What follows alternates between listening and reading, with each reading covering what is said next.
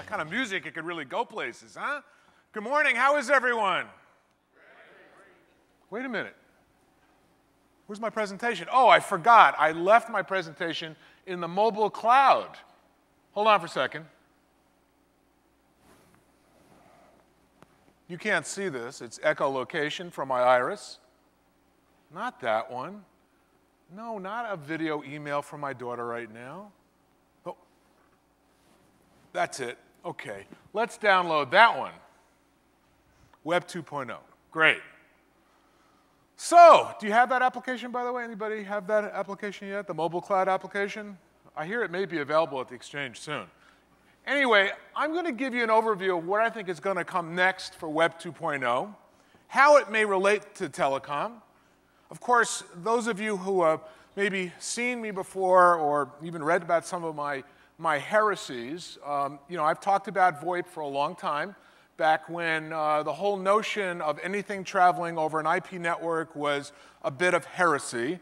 And then as we made the evolution from copper to the web, the issues of what may be coming next in other kinds of platforms, post-Wi-Fi, even post-WiMAX, represents a very new way to think about business, not technology, a new way to think about business, doing business.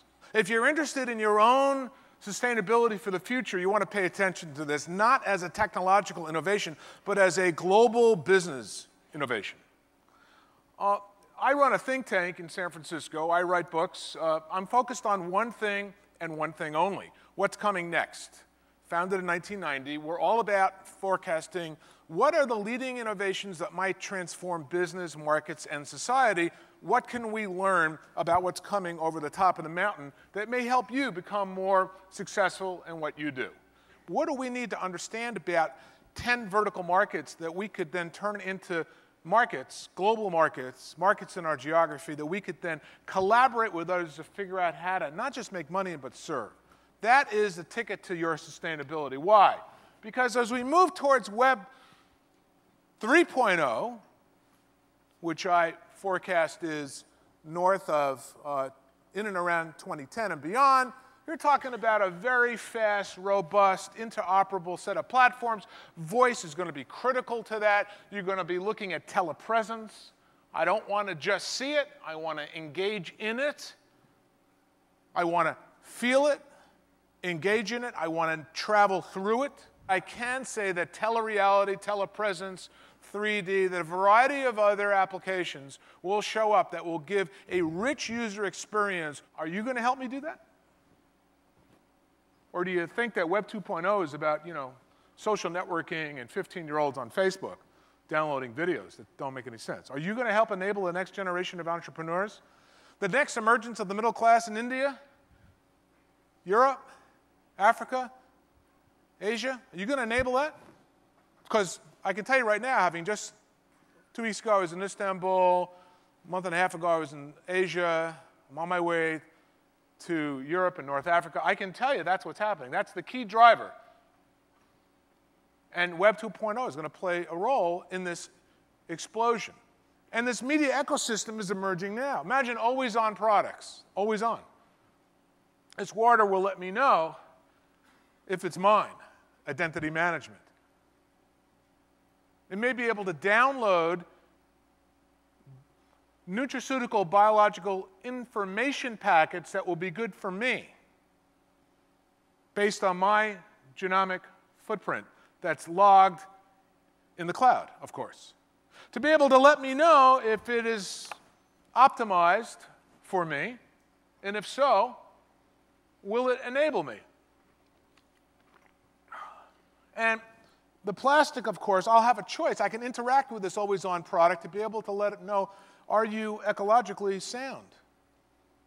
Are you being taken care of? Now, you may say, gee, God, that sounds stupid. Why would you want to do that? Well, you look at the economics. Look at how 90% of consumers in the US and Europe view themselves as green consumers. Certainly, green sustainability is one of the key drivers now of business, as we all know. This represents, this business of the plastic, the labeling, the water, represents a couple $1 billion business. And when you look at the larger frame of that, nutraceuticals, life extension, the fastest growing part of the medical marketplace is life extension, longevity, sciences, what's happening next. All of a sudden, this becomes kind of interesting if this was aware, alive. And those companies that are out in front of that next innovation or those innovations that are enabling their customers for the future will be able to maximize profitability and perhaps even more sustainability. So let's talk about Web 2.0, 3.0, and on. And my key theme for those of you who think you're at a technology meeting only is it's about business, it's about society, it's about the transformation and the emergence of a global innovation economy. That is everything we've been talking about in terms of the internet for only about, 20 years. You're going to hear more about the enterprise-size applications, but just let's look around the room.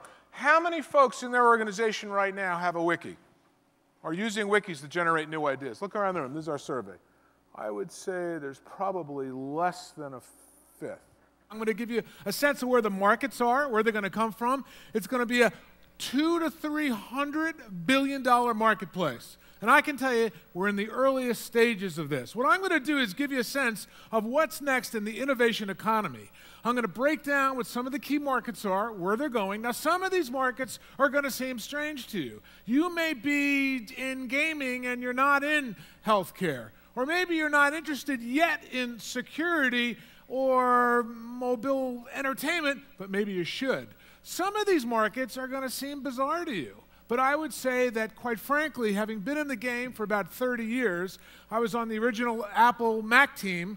Anybody part of that gang? Yeah, going back to that?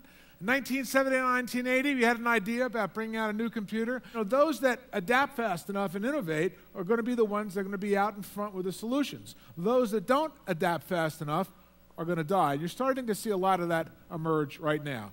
And what I mean by the innovation economy really is this fusion of technology. We don't have a good understanding of this, so I've been, and my institute's been kind of shaping models to try to understand how innovation is creating not just personal wealth, how innovation is creating competitive advantage and growing new markets, but also what does this mean in terms of creating entirely new businesses that have never even been conceptualized before. And what does it mean in terms of business, in terms of how you need to be able to, how you need to change to get ready for this onslaught of new emerging demands that are going to come from the marketplace. It's the bits, atoms, neurons, and genes. These are the new building blocks of not just the next level of science, but the next economy, the next industries, where the jobs are going to come from, where the applications and products are going to come from. And some of them are starting to produce tremendous opportunity today, but let me drill down a little bit more on them. And the question is, how agile is your organization to be able to take advantage of this environment? Will you be ready?